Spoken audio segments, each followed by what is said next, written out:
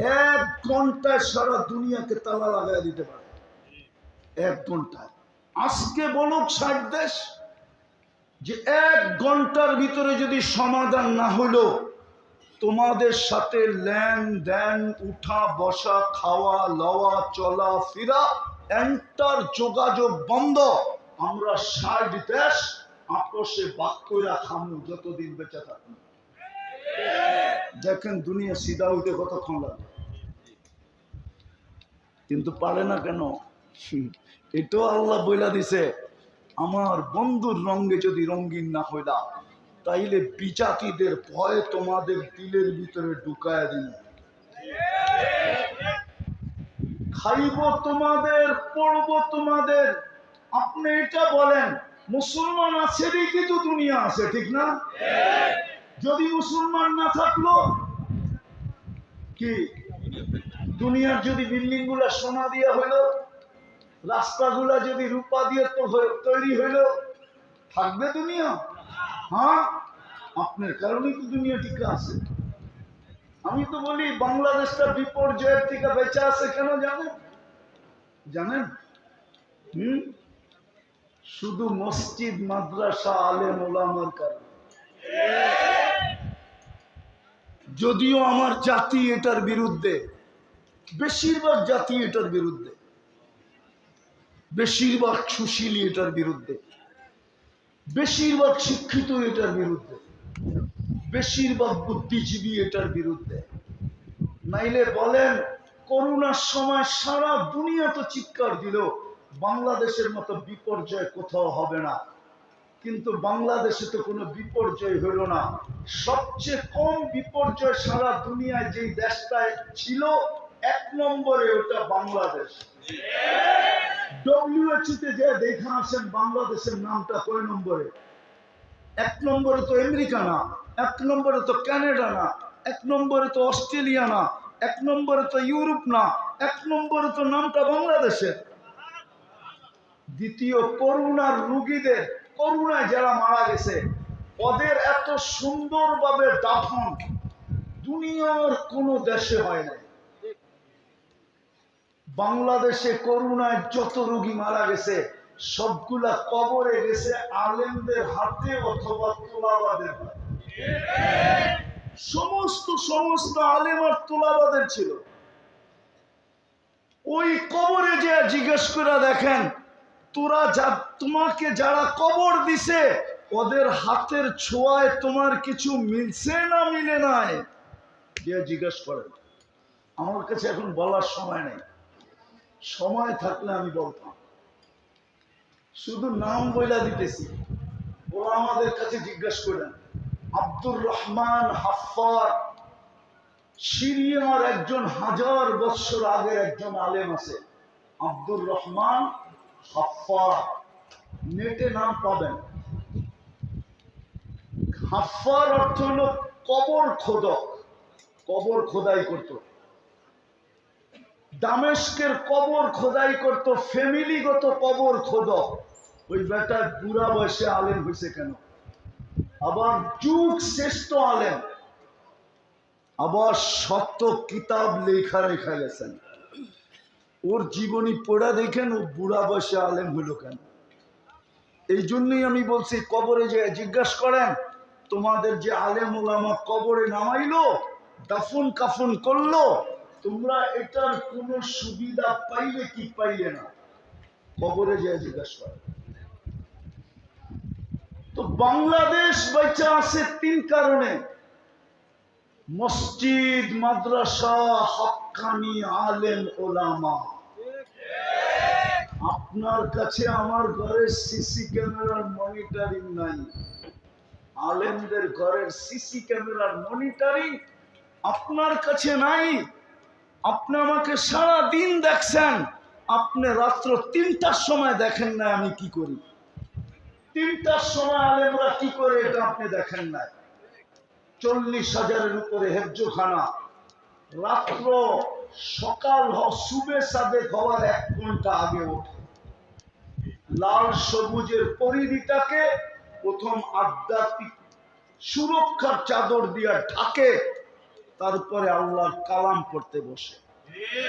আমি একটা প্রমাণ দিব, প্রমাণ। বাংলাদেশের জন্মলগ্ন থেকে এই পর্যন্ত যতবার হাই পাওয়ারের ভূমিকম্প আসছে, 5 থেকে নিয়ে 7 পর্যন্ত যত ভূমিকম্প আসছে সবগুলা শেষ রাত্রে আসছে, একটা দিনে না, সন্ধ্যায় না,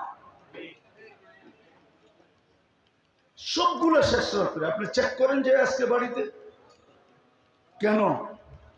ওই যে 40,000 হেফজোখানার ছেলেরা আধ্যাত্মিক সুরক্ষার চাদর দিয়ে লাল সবুজের পরিধি ঢাইকা দেওয়ার পরে আল্লাহ বলছে, যা দেওয়ালে বল মারলে যেরকম ডাইনে আর বামে স্লিপ কাটে, অথবা যে মারে পিছনের দিকে রিপিট হয়, বাংলাদেশে ভূমিকম্প আসে কিন্তু কোনো বিপর্যয় হয় না। হইলে ডাইনে হয়, নাইলে বামে হয়, না হলে পিছনে ফিরত যায়। আজ পর্যন্ত আমাদের দেশে কোনো বিপর্যয় হয় নাই। 7.8 ভূমিকম্প পর্যন্ত বাংলাদেশে আসছে। হ্যাঁ, আরেকটু আগে নিয়ে যাও, আরেকটু আগে নিয়ে যাও। 8 পয়েন্ট ভূমিকম্প বাংলাদেশে আসছে, মাত্র 3 জন মারা গেছে। তাও নিজে ইচ্ছা করে লাভ দিয়া মরছে বয়ের ঠেলায়। উঠান নেট দেখেন আমারটা মিলে।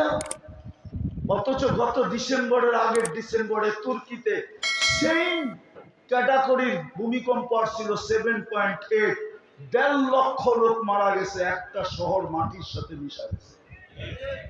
বাংলাদেশে বিপর্যয় হয় না। বিদায় আমি শেষ জায়গায় চলে আসছি, পায়ে হাত দিয়া বলি, মুহাম্মদুর রাসূলুল্লাহ আসছিলেন আমাদেরকে দামি বানানোর জন্য। এটাই হুকুম ছিল, আমার বন্ধুর রঙে রঙিন হও। হেদায়েত তোর তালাশ করতে হবে না,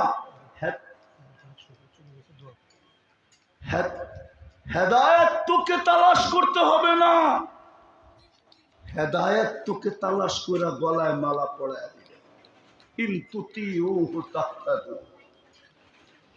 কোরআন এটাই বোঝায়, হেদায়েত তোমার চাইতে হবে না, বন্ধুর রঙে রঙিন হও। যিনি আজকে কবরেও আমাদের জন্য চোখের পানি জড়ায়। আবুল সামারকান্দি রহমতুল্লাহ আলাইহি লেখছেন, আমি লিখি নাই, কবর থেকেও নাকি উঠবে কানতে কানতে আর বলবে, জিবরিল আইনা উম্মতি, আমার উম্মত কোথায়?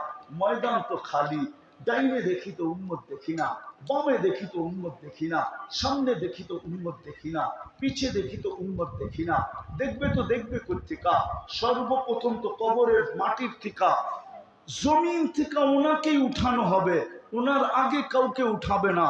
আল্লাহ জিবরিলকে হুকুম দিবে, নফখায়ে সানিয়ার পরে আর জিবরিলকে হুকুম দিবে, যাও আমার বন্ধুকে মাকামে মাহমুদে নিয়ে আসো। জিবরিল আলাইহিস সালাম আসবে, রওজায়ে আতহারে পর মারবে আর বলবে, কুমিয়া হাবিবুর রহমান।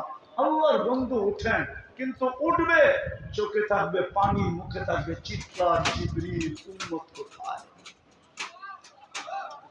আজকে ওই উম্মত নবীর আদর্শ চিনে না, কি পায়ে হারায় গেলেন। এই সামান্য দুনিয়া হারায় দিলেন, ছেড়ে দিলেন আখিরাত, হারায় দিলেন জান্নাত, হারায় দিলেন নবীর আদর্শ। হ্যাঁ, আমি তো আমার সমাজ দেখি আর একা একা কাঁদি, যে সামান্য একটা ইউনিয়ন পরিষদের চেয়ার পাওয়ার জন্য আমার সমাজের মানুষগুলা জান দিতে রাজি, জান নিতে রাজি, স্ত্রীকে বিধবা করতে রাজি, সন্তানদেরকে এতিম করতে রাজি, তাজা বুকের রক্ত ঢেলা দিতে রাজি, রক্তের গঙ্গা বয়া দিতে রাজি। কিন্তু কিয়ামতের দিন তো আমাদের নবীজি মাকামে মাহমুদ পাবে। ওলামা বলুক বসে দেখবে কিনা, এখানে তো তাকাসসুস আছে, বলুক বসে দেখবে কিনা? বসবে না তো, চেয়ারের হাতের উপরে হাত রেখে, হাতলের উপরে হাত রেখা দাঁড়ায় থাকবেন, আল্লাহ বলবে বসেন। অথচ দুটা চেয়ারই আল্লাহ কুদরত দিয়ে বানাইছিলেন, একটা নিজের জন্য, একটা বন্ধুর জন্য। একটার নাম কুরসি, একটার নাম মাকামে মাহমুদ। ফাতাহাজ্জাত বিহি নাফিলাতান লাক আসা আইয়া আসা রাব্বুকা মাকামান মাহমুদা। হায় হায় হায়, বলবে বসবেন না কেন? বলবে যে 3 জায়গায় ছুটবে, ও বসে তো বসে কি করে? ওলামাদের পায়ে হাত দিয়া জিজ্ঞাসা করি, 3 জায়গায় ছুটবে তো ছুটবে কার জন্য? হাসানের জন্য, হুসাইনের জন্য, ফাতেমার জন্য, আলীর জন্য, নিজের ফ্যামিলির জন্য, কুরাইশের জন্য, না চাচার জন্য, না মার জন্য, না বাবার জন্য, না মক্কাবাসীর জন্য? কার জন্য দৌড়াবে? হাসান হুসাইনের জন্য তো দৌড়াবে না। অথচ কলিজার টুকরা তো ছিল। কি ছিল? কলিজা, চোখের মনি। আল্লাহ রসুলের দুনিয়াই তো এইটাই ছিল, হাসান হুসাইন আর আলী রাদিয়াল্লাহু তাআলা আনহুর মেয়ে উম্মে কুলসুম। 3টাই তো ওনার দুনিয়া ছিল, আর তো কিছু ছিল না। হায় হায় হায়, ওই হাসান হুসাইন নানাকে এসে জিজ্ঞাসা করতেছে, নানা আপনি উত্তম না আমরা উত্তম? তো নানা তো সাদা সিধা জবাব দিছে, আমি উত্তম। ঠিক না? নবীজি উম্মত উত্তম না? তো দুইজনে হাইসা দিছে। হাসলা কেন? জবাব হয় না। তাইলে আমাকে আব্বা জানবে আম্মা জানবে চিনেন? বলো। আম্মার পরিচয় দিয়ে বলছে, উম্মুকা আমামা আম্মিনা উম্মিনা লাইসা বিশাই। আমাদের আম্মা জানের সামনে আপনার আম্মা কিছুই না। আমাদের আব্বা জানকে চিনেন? বলো। ওইটা বলছে, আবুকা আমামা আবিনা লাইসা বিশাই। আমাদের আব্বা জানের সামনে আপনার আব্বা কিছুই না। আমগো নানা জানলে চিনেন? চিনেন চিনেন। তো বলছে বলো। তো নানা জানের পরিচয় দিয়ে বলতেছে,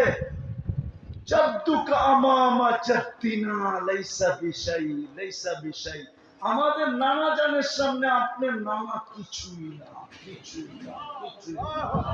আল্লাহর রসুল উঠে চুমা দিয়ে বলতেছে, মেনে নিলাম তোমরাই এদিক দিয়ে উত্তম।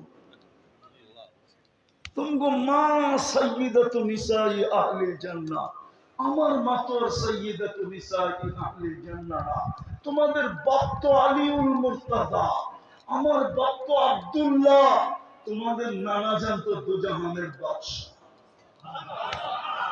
ওই হাসান হুসাইনের জন্য চোখের পানি জড়াবে না।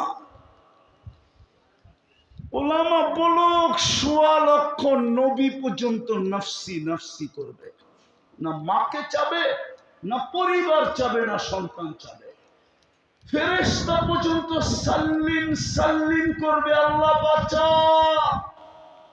পরিস্থিতি বড় ভয়াবহ। জিবরিল পর্যন্ত মাটিতে পড়বে আর বলবে, রব্বি সাল্লিম সাল্লিম, আল্লাহ বাঁচান। দুজকের হুঙ্কার শোনা জিবরিল পর্যন্ত কেঁপে উঠবে। কিন্তু এক ব্যক্তি যে কাঁপবে না, যার মুখে কোনো শব্দ থাকবে না, শুধু একটাই শব্দ থাকবে, রব্বি উম্মতি উম্মতি উম্মতি উম্মতি। রব আমার উম্মত, রব আমার উম্মত, আমার উম্মত, আমার উম্মত। যে উন্নতি উন্নতি বলে চিৎকার দিকে 3 জায়গায় ছুটবে, চেয়ারে বসা দেখবে না, হাউজে কাউসারে ছুটবে, পিপাসিত উম্মতকে পানি পান করাবে। মিজানে ছুটবে, পাল্লা সামনে না ঝুঁকলে হাত উঠায় দিয়ে দাঁড়ায় থাকবে। আমা কুলতালি সাল তোতা, আমা কুলতালি শাফি তুশাফা, আমা কুলতালি সাউফা ইউতিকা রাব্বুকা ফাতারদা, আমা কুলতা লা ইউখজিকা ফি উম্মতি। আপনি কি এটা বলেন নাই যে আমি চাইলে দিবেন? পাল্লা তো সামনে ঝুঁকে না। ওই উম্মত আজকে নবী ছেড়া দিছে। যুবক, তোর পায়ে হাত দিয়া বলি, এত বড় হিতাকাঙ্ক্ষী নবীকে ছাড়লি কি করে? নারী নবী ছাড়লো কি করে এত বড় হিতাকাঙ্ক্ষীকে, যে কিয়ামতের মাঠে চিৎকার দিবে? অথচ ফেরেশতা পর্যন্ত জমিনে পড়বে আর বলবে সাল্লিম সাল্লিম। হায়, আমি পারতেছি না আমার জাতিকে বুঝাইতে। শুক্রবারের রাত্র একটু দোয়া করে দেন, আমিন বলে দেন যে আল্লাহ আমাকে এরকম কিছু দেখ, আমি আমার জাতিকে নবী বুঝাইতে পারি, নবী চিনাইতে পারি। বলেন না আমিন। আল্লাহ চিনাইতে পারি। হায় হায়, না আল্লাহ চিনলাম না, নবী চিনলাম না, জান্নাত চিনলাম, কি পায়া হারায় গেল। কোরআন তো এটাই চিৎকার দেয় এই বাজারে সারাদিন, আরাদিতুম বিল হায়াতিদ দুনিয়া, আরাদিতুম বিল হায়াতিদ দুনিয়া। এই সামান্য দুনিয়া পাইতাম যদি নিউ ইয়র্কের মতো, তাইলেও তো মনকে বুঝাইতাম। রাগ হয় না, রাগ হয় না। দুনিয়ার কিছুই তো পাইলাম না। কি পাইলাম? দুনিয়া কি পায়া হারায় গেলাম? কি পায়া ভুলা গেলাম আল্লাহ আল্লাহ রসুল? কি পায়া ভুলা গেলাম জান্নাত? কয়দিন চলবে? সূর্য তো এখনো তো মাটি বলতেছে, তামশি আলা তাহরি মাসিরু কাফি বাতনি। হতে পারে একটু পরেই তুমি আমার পেটে আসবে। আজকে সূর্য তো বলতে বলতে ডুবছে, লানা আউতি হায়াতিকা আবাদা। হতে পারে কাল সকালে কেউ আমাকে উঠতে দেখবে না। আল্লাহ তো এটাই ইঙ্গিত দিছে, লাউ আমারতুল আরদা লাতাল আতকা ফি বাতনিহা। আমি জমিনকে হুকুম দিতে দেরি, তোমাকে পেটে নিতে দেরি হবে না। খোদার কসম, এই চৌরাস্তা আল্লাহ বদদুয়া করতেছি না, আল্লাহ না করুক, না করুক, না করুক। যদি একটা বহুমাত্রায় ভূমিকম্প আসে আর মাটির সাথে মিশা যায়, এখানে কোনো উদ্ধার অভিযানও চলবে না, শুধু পাউডার ছিটাই দিতে হবে। গাড়ি ঢুকার মতো কয়টা গলি আছে, আপনাকে যে উদ্ধার করবে? পুরান ঢাকায় উদ্ধার করবে কিভাবে? আল্লাহ তো বলে জমিনকে আমি হুকুম দিতে দেরি, তোকে পেটে নিতে দেরি করবে না। আরেকটা শুনবেন মজার খবর, জমিন প্রতিদিন বলে আল্লাহ কুল্লা ইয়াউমিন ওয়াল আরদু তাস্তাআযিনু রাব্বা। জমিন ডেলি বলে আল্লাহ অনুমতি দেন না আমি মানুষকে আমার পেটে নিয়ে আনি, আন আবতালা ইবনা আদম ফি বাতনি। মানুষকে পেটে নিয়ে আনি কেন? ওই আমি যেটা প্রথমে বলছি ওইটাই বলে, ইয়াকুল রিজকা কাওয়ায়াসি। সব তোর বক্ষণ করে, সব তোমারটা ব্যবহার করে। তুমি 24 ঘন্টা ওদেরকে রক্ষণাবেক্ষণ করো, তারপরেও তোমাকে মানে না। আমি কতদিন সহ্য করব? জমিন প্রতিদিন বলে, শুধু জমিন বলে না, বাহরু ইস্তাদিনু রাব্বা। সমুদ্র প্রতিদিন বলে আল্লাহ অনুমতি দেন না। সমুদ্র বাদ দিলাম, ওয়াল মালাইকাতু তাস্তাদিনু রাব্বা। ফেরেশতা প্রতিদিন বলে আল্লাহ অনুমতি দেন না, সাইজ করে দেন সাইজ। আমি দেখা আসছি, আপনারা দেখা আসেন, জর্ডানে এখনো ডেড সি রাখা আছে। আমি 2 চোখে দেখা আসছি, এখনো রাখা আছে। জিবরিল আলাইহিস সালাম উল্টা মেরা দিয়া ডেড সি বানায় দিছে। হুকুম দিতে দেরি, মাটির সাথে মিশায় দিতে দেরি হবে না। আসেন তওবা করি, আর হারায় যান না। কম সময়ে কম পরিশ্রমে মুহাম্মদুর রাসূলুল্লাহর জন্য আমি তো কাঁদি শুধু। এই উম্মত তো ইচ্ছা করলে এক রাত্রে নিজেকে দামি বানাইতে পারে। এক রাত্রে 83 বৎসরের ইবাদত করতে পারে। এক রাত্রে, কয় রাত্রে? লাইলাতুল কদর 83 বৎসরের ইবাদত এক রাত্রে। 80 বৎসরের বুড়াকে যদি বলে যে একটা রাত্র শুধু মিলায়া দে, একটা রাত্র, তারপরও তুই আমার কাছে 3 বৎসরের পাওনা হবি, আমি বাদ দিলাম 83 বৎসরে 83টা লাইলাতুল কদর আছে, বাদ দিলাম। একটা লাইলাতুল কদর মিলায়া দে আমাকে। যে একটা লাইলাতুল কদর তুই ধরছিলি ওটা মিলায়া দে, তারপর 80 থেকে 80 বাদ দিয়া দিমু। 3 বৎসরের পাওনা তুই আমার কাছে হবি, আমি 3 বৎসরের পাওনা তোকে এতটুকু দিব। হয় হয় কম দিল, এই দুনিয়ার 10 গুণ বড় দিব। এই জন্য তো মুহাম্মদুর রাসূলুল্লাহ ছিলেন। শেষ কথা, আমার বড় কান্না আসে, আমি একটা দেশে 6 বার গেছি। 6 বার। কয়বার? ওই দেশে কোনো বেনামাজি নাই। দেশটা গরিব, আফ্রিকার কালো। হায় আমার দেশটা যদি এরকম হইতো। দেশটা বাদ দিলাম, আজকে যদি প্রশান্ত কমপ্লেক্সটা এরকম হইতো যে আজান হইতে দেরি, প্রত্যেক দোকানদার মার্কেটের গলির ভিতরে চাটাই বিছাইতে দেরি করে নাই। গলির ভিতরেই দাঁড়ায় নামাজ পড়ছে, নামাজ শেষ আবার মার্কেট চালু। আমি ওই দেশে 6 বার গেছি, 6 বার। চাঁদ নামের একটা দেশ আছে, চাঁদ, আফ্রিকায়, আপনার দেশের চেয়ে বহুত বড়, মাত্র 1.5 কোটি মানুষ। আমি চিনি ওই দেশে, ওই দেশ আমাকে চিনে।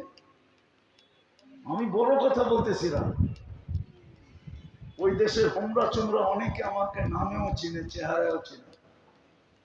আমি 6 বার তাহকিক করে এই সিদ্ধান্তে পড়ছি ওই দেশে কোনো বেনামাজি নাই। কোনো কি নাই? বেনামাজি। আমার দেশটা যদি এরকম হতো, ব্যবসায়ীরা যদি কমসে কম এরকম হতো যে আজান হইল বাজারের ভিতরেই চাটাই বিছায়া যাবে, নামাজ শেষ, সুন্নত বাদেই দিলাম, ফরজটাই পড়লো, তারপরে বাজার চললো। আল্লাহ ডাকে 90 ভাগ নামাজ পড়ে, 95 ভাগ নামাজ পড়ে। চলেন তওবা করি। করবেন তওবা? কে কে করবেন দেখি? পাক্কা? শুক্রবারের রাত্র তাইলে বলেন আল্লাহ অতীত থেকে তওবা করলাম। নমান আল্লাহর রসুলের একটা সবচেয়ে বড় আদর্শ, একটা যদি ধরতে পারেন তাহলে মনে করবেন 100 আদর্শ আপনি ধরে ফেলছেন। সেটা হলো নামাজ। আজকের থেকে নামাজ ছাড়ব না। পাক্কা ওয়াদা? হ্যাঁ। নামাজ নাইলে নিজের হিসাব নিজেকে মিলায়া দিতে হবে। একটার হিসাবও মিলায়া দিতে পারবেন না। একটা নেয়ামতে প্রমাণ দিব, দৃষ্টি শক্তি একটা নেয়ামত। বলেন তো আজ পর্যন্ত কতবার দেখছেন, কি কি দেখছেন? বলেন বলেন, পারবেন মিলিয়ে দিতে? পারবেন? এক এক দৃষ্টি সে, যেরকম যুবকরা ছবি তুলে ফ্লাশ হয়, ফ্লাশ চিনেন? ফ্লাশ চিনেন? কি লাইট মারে, ঠিক না? আপনি যখন তাকান তো 26 কোটি ক্যামেরা ফ্লাশ হয়, ফ্লাশ। আপনার 2 চোখে 26 কোটি ক্যামেরা, যার কারণে আপনি দেখেন, নাইলে দেখতেন না। ফ্লাশ হয়, একটা মিলায়া দিতে পারবেন না। খোদার ওয়াস্তে নামাজ ধরেন, হতে পারে সবকিছু মিলা যাবে, অটোমেটিক মিলা যাবে। ধরবেন? আল্লাহ আমল করার তৌফিক দান করেন। ওমা আলাইনা ইল্লাল বালাগ। লাকাল হামদ কামা ইয়ানবাগি লিজালালি ওয়াজহিক ওয়া আযীমি সুলতানিক। আল্লাহ বলার পর্ব ছিল শেষ, শোনার পর্ব ছিল শেষ, ভিক্ষার পর্ব চলতেছে। বেশি কিছু চাবো না মালিক, চাওয়া ছাড়াই তো এক নেয়ামতই তো হিসাব মিলায়া দিতে পারবো না, বাকিগুলো করতে কি মিলাবো? বেশি কিছু চাবো না।